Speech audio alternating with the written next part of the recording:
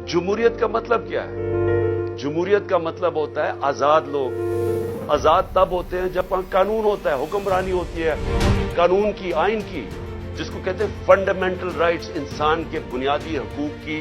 जब आपकी इंसाफ का निजाम हिफाजत करता है, आपको आजाद कर देता है और सिर्फ आजाद कौमें ऊपर जाती है। तो ये तो सबसे बड़ा इस वक्त अटैक है आपकी आजादी में। ये जो हो रहा है, ये जमहूरियत को खत्म करने की कोशिश की जा रही है, ये चोरों के ऊपर मुसल्लत करके और ये केयर टेकर गवर्नमेंट को लंबा करने का। और मैं आज आप सारी कौम को आज इस चीज पे खबरदार कर रहा हूं कि आपको तैयार होना चाहिए अपनी आजादी की हिफाजत करना।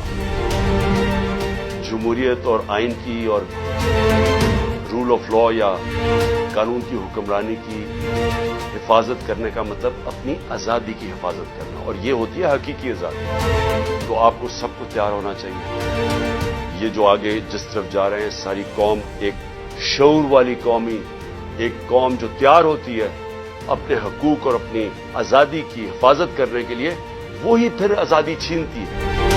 नहीं तो वो अगर इस तरह के जुल्म के सामने झुक जाए तो वो गुलाम बन जाती है। और जो बदकिस्मती से हम इस वक्त आजाद कौम नहीं है।